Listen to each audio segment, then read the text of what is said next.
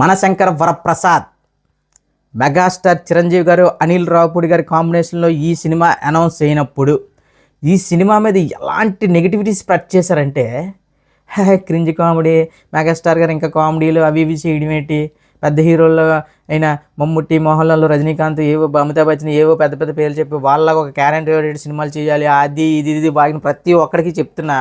ఈ సంక్రాంతికి మెగాస్టార్ చిరంజీవి గారి ఊచకోత ఎలా ఉంటుందంటే, కలెక్షన్లో ఊచకోత ఫ్యామిలీ ఆడియన్స్ మనం చాలా రోజులు అయిపోయింది థియేటర్ల దగ్గర క్యూ లైన్లు చూసి దానికి మించి చూస్తారబ్బా. చెప్తున్నా కదన్నా, చిరంజీవి గారు కామెడీ టైమింగ్ గురించి కానీ, చిరంజీవి గారి డ్యాన్స్ గురించి కానీ, చిరంజీవి గారి లుక్ గురించి కానీ మాట్లాడే అర్హత ఎవరికి లేదు. ఎందుకంటే ఆయన ఒక శిఖరం, మీకు అర్థం కావట్లే. ఎవడెవడో ఏదేదో నెక్స్ట్ వచ్చిన నెగిటివ్ చేద్దాం తప్ప ఒక ఆలోచన ఏ బొక్క ఎవరికి ఏం తెలియదు. చిరంజీవి గారు చూడండి, మనశంకర వరప్రసాద్ అని ఒక లో బడ్జెట్ సినిమాతో ఒక జస్ట్ అంటే ఆయన అనుకున్న విధంగా కథ సెట్ అవ్వడం, డైరెక్టర్ సెట్ అవ్వడం, ఇవన్నీ లో బడ్జెట్ సినిమా తీసుకున్నారు. సో ఓవరాల్గా ఇప్పుడు ప్రొడ్యూసర్ అనేవాడు సేఫ్ హ్యాండ్లో ఉన్నాడు. ఇది కదా కావాల్సింది. అనిల్ రావుపూడి క్రింజ్ చేస్తాడు, అనిల్ రావుపూడి ఇది చేస్తాడు, అనిల్ రావుపూడి రొట్టె రోటం తీస్తాడు, అది ఇది అని వాగుతున్న వాళ్ళందరికీ చెప్పేది ఏంటంటే, అనిల్ రావుపూడి లాగా ఎవడైనా సరే, మీ డైరెక్టర్లు ఎవరైనా సరే, వందల వేల కోట్లు 3-4 సంవత్సరాలు కాకుండా 60-80 రోజుల్లో ఒక సినిమా తీసి ప్రొడ్యూసర్కి 25 to 30% లాభాలు ఇచ్చే డైరెక్టర్ ఎవడైనా ఉన్నాడా ఇండియా మొత్తంలో ఇప్పుడు ప్రజెంట్? అది జరిగింది మన దురంధర్ సినిమాతో. ఇందులో రణవీర్ సింగ్ గారిది ఆ సినిమా జరిగింది. సో ఇప్పుడు అలాంటి మ్యాజిక్, అది దానికి మించి మ్యాజిక్ చూడబోతున్నారు. మళ్ళీ చెప్తున్నా, సంక్రాంతికి వస్తున్నాం అనే సినిమాతో అసలు వెంకటేష్ గారు అనే పేరునే మర్చిపోయారు. వెంకటేష్ గారు అభిమానులు క్షమించాలి.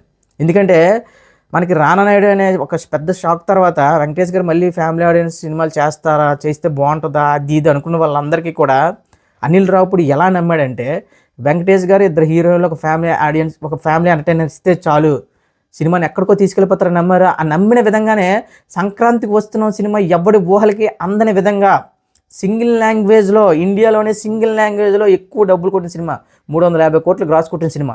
సో ఆ రికార్డుని అయితే మాత్రం మన శంకర వరప్రసాద్ గారు లేపేస్తారు. మొన్నవడో ఇది మల్టీ స్టార్ సినిమా, చిరంజీవి గారు వెంకటేష్ గారు చేస్తున్నారు కదా, చిరంజీవి గారు సోలిగాన్ సీన్ లేదు, ఎవడో మాట్లాడాడు. నేను చెప్పేదానికి ఏంటంటే, ఇదే విషయం వెంకటేష్ గారిని అడిగిన ఏం చెప్తారంటే, ఓరు బాబు అది మెగాస్టార్ చిరంజీవి గారి సినిమా, మనం ఏదో చిన్న ఉడతా సాయం చేసామని చెప్తారు. సో ఎవరికి ఎన్ని సందేహాలు ఉన్నా, ఏది ఉన్నా సరే, ఇంకొక వారం రోజుల్లో లెక్కలన్నీ మారిపోతాయి భయ్య.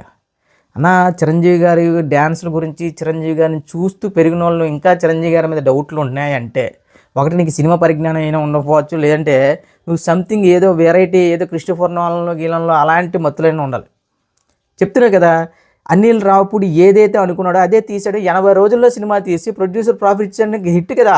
సినిమా రిలీజ్కి ముందే బ్లాక్ బస్టర్ రా బాబు. ఇక సినిమా కొన్న తర్వాత చెప్తున్నా కదా, ఫ్యామిలీ ఆడియన్సే కాదు, ఓరమాస్, అసలు చిరంజీవి గారు అంటేనే ఓరమాస్ అని ఎంత క్లాస్గా చూపిద్దాం అనుకున్నా సరే ఒక చిన్న మాస్ యాంగిల్ ఉంటుంది. ఆ మాస్ యాంగిల్ కూడా గట్టిగా పట్టుకున్నాడంట అనిల్ రావుపూడి. ఆ మాస్ యాంగిల్తోనే నేను మళ్ళీ చెప్తున్నా, ఎంత ధైర్యంగా ఎందుకు చెప్తున్నా అంటే, 500 కోట్లు కొట్టగలిగే సినిమాని, 500 కోట్ల గ్రాస్ ఓన్లీ రీజనల్ లాంగ్వేజ్లో కొట్టగలిగే సినిమాని ఎందుకు చెప్తున్నానంటే, ఈ సినిమా అందరూ అనుకునే విధంగా కాదురా బాబు. ఈ సినిమా బయటికి ఒక రకంగా ఎలా ప్రాజెక్ట్ చేస్తున్నారంటే, out and out family entertainer ఇలా ప్రాజెక్ట్ చేస్తున్నారు, కానీ లోపల విషయం మామూలుగా లేదంట. ఒక గ్యాంగ్ లీడర్, ఒక చంటి అబ్బాయి మిక్స్ అయితే ఎలాంటి సినిమా వస్తుందో ఆ range cinema Anil Ravipudi design చేసుకున్నాడంట. అందులో మెగాస్టార్ లుక్స్ చూస్తుంటే 70 ఏళ్ళ వయసులో లుక్స్ ఏంటన్న, 35 ఏళ్ళ కుర్రోళ్ళ ఉన్నాడు భయ్య. ఏంటి ఆ లుక్స్ ఏంటి?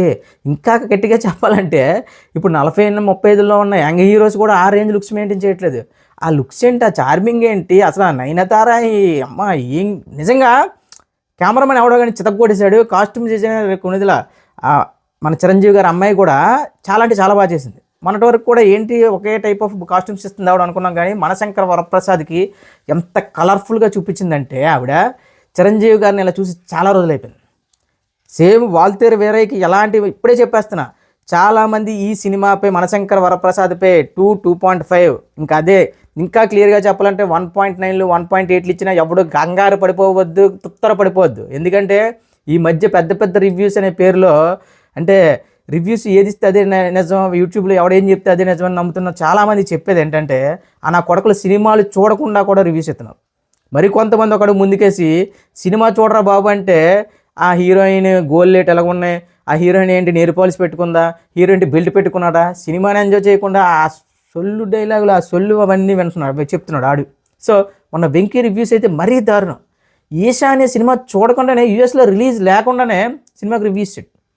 దానికి ప్రొడ్యూసర్ గట్టిగా వేసుకున్నాడు అనుకోండి, ఆ ఈశా ప్రొడ్యూసర్, ఏంట్రా సినిమా మేము అసలు అమెరికాలోనే యూఎస్లోనే రిలీజ్ చేయలేదు, నువ్వెప్పుడు చూస్తావు, నువ్వెప్పుడు రివ్యూ ఇచ్చేస్తున్నావు అని. నిజంగా చెప్తున్నాను కదా అన్న, ఎంత పెద్ద స్కామ్ అయిపోయిందన్న.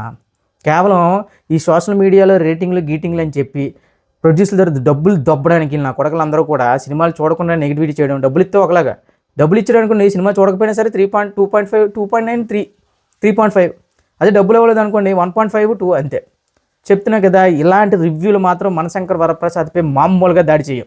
దానికి బెస్ట్ ఎగ్జాంపుల్ మనకు వాల్తేరు వీరయ్యకి ఒకడేమో 2.2 ఇచ్చాడు, నాకు ఇప్పటికి గుర్తే.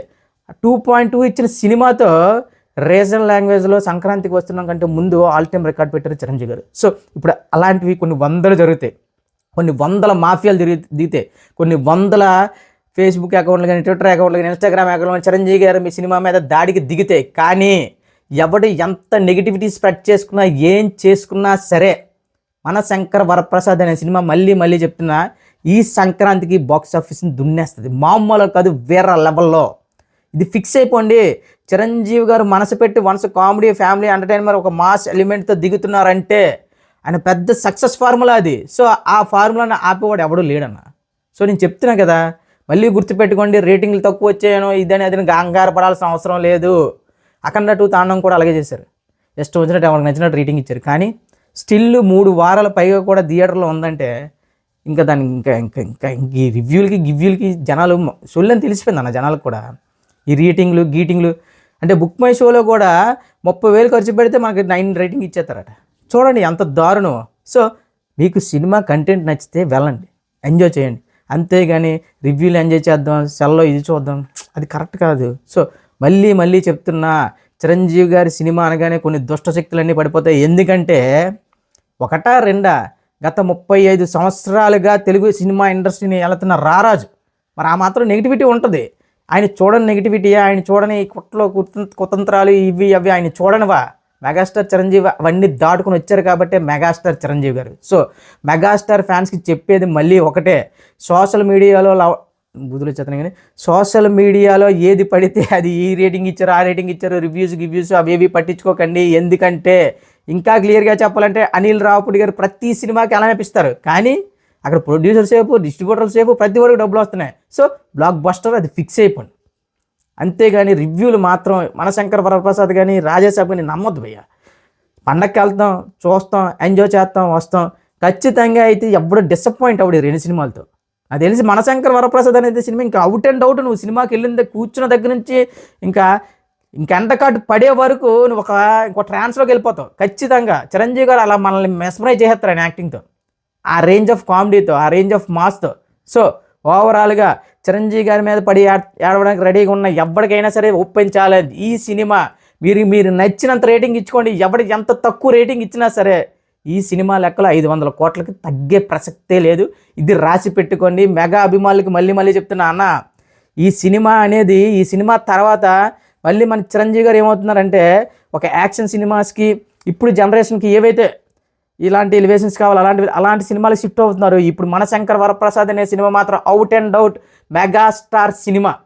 ఒక కామెడీ, ఒక ఫ్యామిలీ డ్రామా, ఒక సెంటిమెంట్, ఒక మాస్ ఎలిమెంట్స్తో మిక్స్ అయిన సినిమా. సో ఈ సినిమా ఖచ్చితంగా పాన్ ఇండియా లెవెల్లో, ఇండియా లెవెల్లో అది మీ హీరోలు రా బాబు.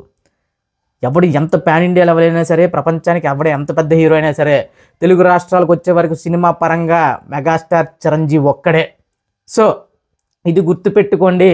మెగాస్టార్ చిరంజీవి గారి కొట్టబోయే దెబ్బ ఫ్యామిలీ డ్రామాతో, తక్కువ బడ్జెట్ అంటే ఇదేదో క్వాలిటీ లేని సినిమా అని చెప్పట్లేదు, చెప్తున్నా కదా. ఆయన అనుకుంటే ఇంకో 250 కోట్లు పెట్టి వేరే సినిమా వేరే కాల్ చేయొచ్చు, కానీ ఆయన ఎంత ఇష్టపడి ఫ్యామిలీ ఆడియన్స్కి నేను దూరం అవుతున్నాను అని నమ్మి చేస్తున్న సినిమా. సో ఈ సినిమా ఖచ్చితంగా 500 కోట్ల గ్రాస్ అయితే కొడుద్ది, ఇది రాసి పెట్టుకోండి.